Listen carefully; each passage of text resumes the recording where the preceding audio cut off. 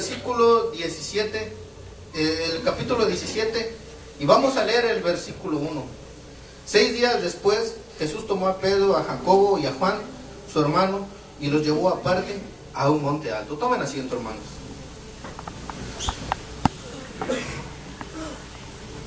Pues queridos hermanos, para hablar de la transfiguración, este tema siempre es un poco como acerca, decimos, pero ¿qué es lo que el Señor Jesús quiso dar a entender al transfigurarse? Al aparecerse Él en gloria, lleno de poder y lleno de todo su esplendor. Hermanos, para poder entender mejor lo que es la transfiguración, yo creo personal, y muchos también en esto, que los que dividieron la Biblia en capítulos, aquí probablemente cometieron un error. El versículo 28 del capítulo 16 sería por consiguiente, o por lo mejor para entender este pasaje, como el versículo número 1 del capítulo 17. Si el versículo 28 del capítulo 16 hubiera sido el primero del 17, se hubieran eliminado cantidad de preguntas que todos nos hacemos cuando llegamos a este punto. Mis amados, fíjense lo que dice el versículo 28. Está hablando Jesús y dice: de cierto os digo que hay algunos de los que están aquí que no gustarán la muerte hasta que haya visto al Hijo del Hombre viniendo en su reino.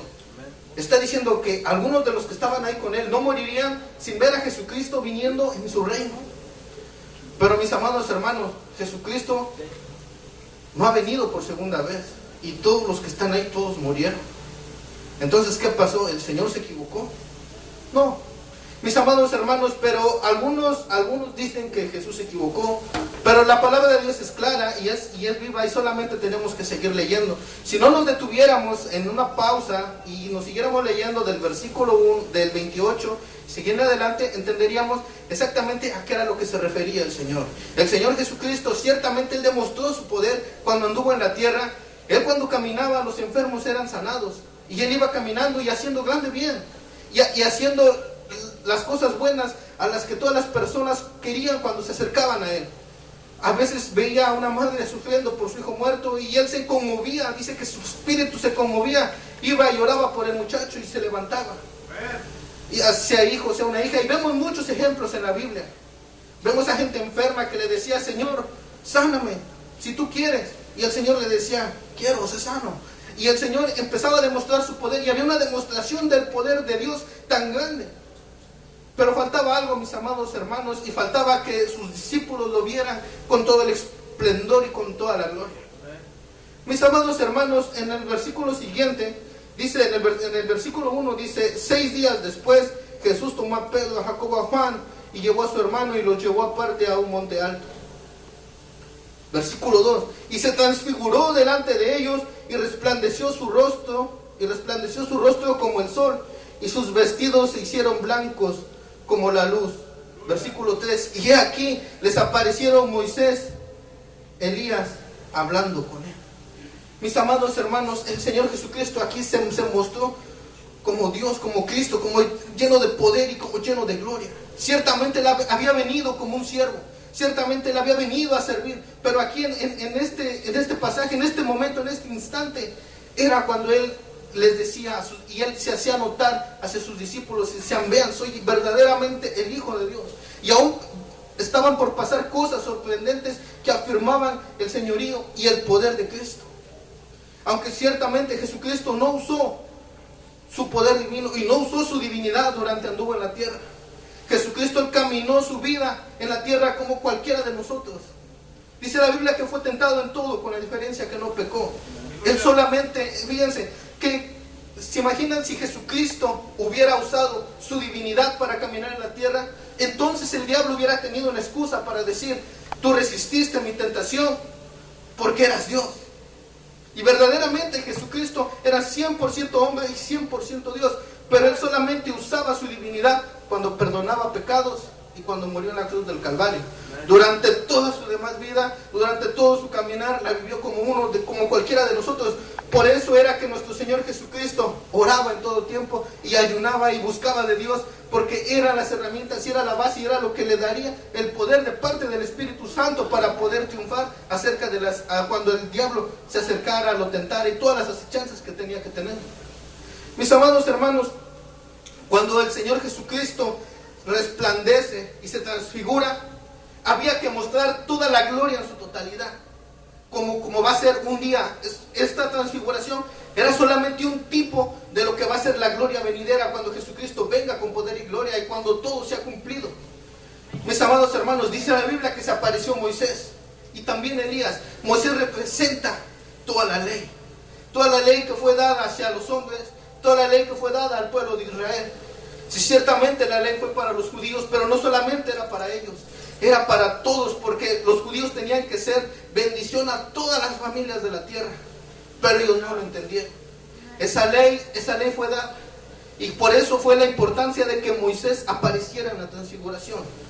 Otro punto muy importante para que se empezara a cumplir toda la gloria de Dios era Elías. Tenía que aparecerse el mayor de todos los profetas que fue Elías. Nadie tuvo el poder tan grande como lo tenía Elías. Nadie tuvo ese espíritu que tenía Elías. Mis amados hermanos, ¿ustedes saben lo que significa? Que Elías tenía el control sobre el agua y que tenía el control sobre el fuego. ¿Cuántos han leído eso, hermanos?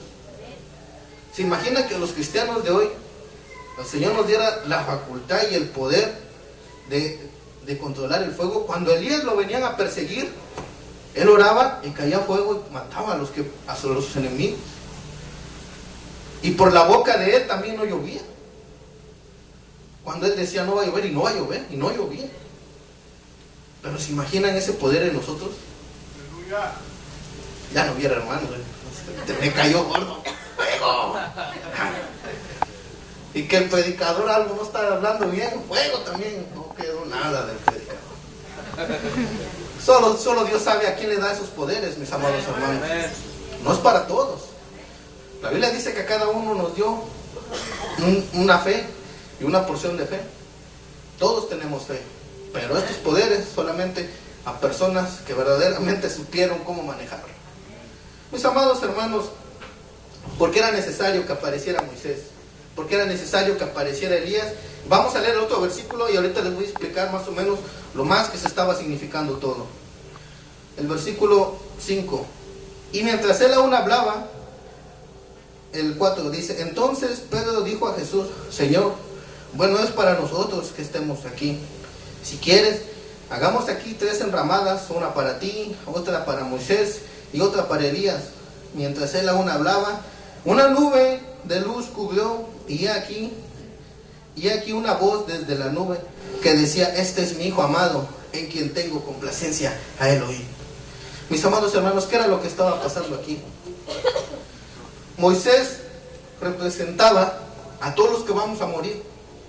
Acuérdense que Jesucristo está en poder y gloria, y se está representando toda la gloria de Jesucristo. Pero para eso ocupa juntarse todas las profecías y todo lo que apuntaba a Jesucristo. Cuando Moisés aparece, él representaba a todos los que vamos a morir y que vamos a entrar al cielo con cuerpos transformados. Mis amados hermanos, Elías representaba a todos los que por fe algún día entraremos al cielo, pero directamente, que no conoceremos la muerte. Y eso está en el libro de Colosenses. Los que estudian la Biblia dice que con voz de mando, con voz de arcángel y con trompeta de Dios descenderá del cielo. Los muertos en Cristo resucitarán primero, dice, y luego los que estemos seremos arrebatados y transformados para reunirnos con Él en el cielo. Esa es la esperanza más grande del pueblo cristiano. Todos esperamos en la venida de Cristo, mis amados hermanos. Gloria a Dios, gloria a Dios, aleluya. Elías representaba a esa generación que va a entrar al cielo sin morir, con cuerpos transformados, claro que sí, pero entraremos al cielo directo. Y nosotros podemos ser la generación que vea a Cristo venir. Mis amados hermanos, ciertamente todas las promesas, todas las profecías están cumplidas, pero es algo bien delicado predicar de la venida de Cristo. Esto es algo que se ha dejado de predicar en las iglesias, que Cristo viene. Ciertamente sería más bonito que yo trajera un mensaje próspero y que te dijera: pacta con Dios, y páctale, y da un pacto de 1000 y vas a ver la bendición. Eso es lo que se predica ahorita, mis amados hermanos. Es lo que está de moda en las iglesias. Predicar la prosperidad. Yo no digo que Dios no prospera, yo no digo que Dios no bendice, pero no del modo que uno puede comprar la prosperidad y comprar un milagro. Mis amados hermanos, el predicar de la venida de Cristo, muchos dicen ese mensaje es obsoleto, ese mensaje ya pasó. Pero ¿por qué? ¿Por qué es tan difícil ahora predicar que Cristo viene? Porque el predicar que Cristo viene significa prepararnos para el encuentro con el Rey. Porque predicar que Cristo viene es decirnos todos, tanto el predicador como toda la iglesia, que necesitamos cambiar, que necesitamos vivir como Cristo vivió. Necesitamos vivir acerca como Él quiere. Necesitamos parecernos a Cristo, porque Jesús no se va a llevar a una iglesia que no se parezca a Él.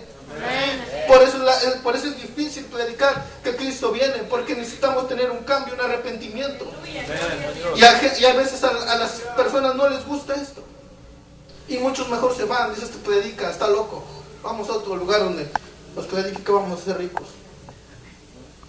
Mis amados hermanos, de verdad, estos mensajes acerca de que Cristo volverá, es terrible, de verdad.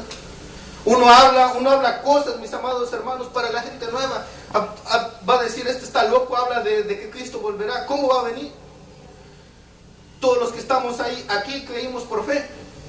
Y si tú estás aquí es porque tienes fe en Cristo. Pues ten fe que Cristo volverá un día. Amén. Aleluya. Porque nadie de aquí vio la estrella que guió a los magos, dice, cuando nació Jesucristo. Nadie la vio. Nadie vio a Cristo en el monte Calvario.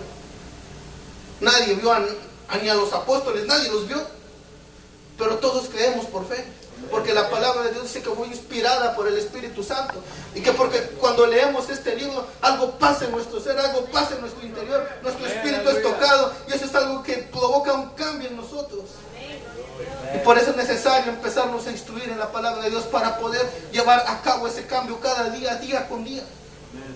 La vida del cristiano es como un alpinista, va escalando peldaños y va escalando grandes montañas, pero vamos escalando hacia arriba todo el tiempo.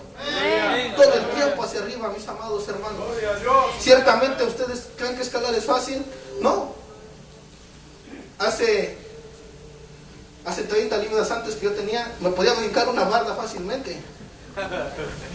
30 libras después, hermanos, no puedo. Ocupo ayuda, de verdad. Una barda de 6, 8 pies, me la brincaba yo hace 30 libras, ahorita no, hermano. Es difícil subir, bajar no. Cuando uno empieza como cristiano, empiezas abajo y tenemos que empezar a subir. Es difícil, hermanos, claro que es difícil, pero tenemos que ir para arriba, y para arriba.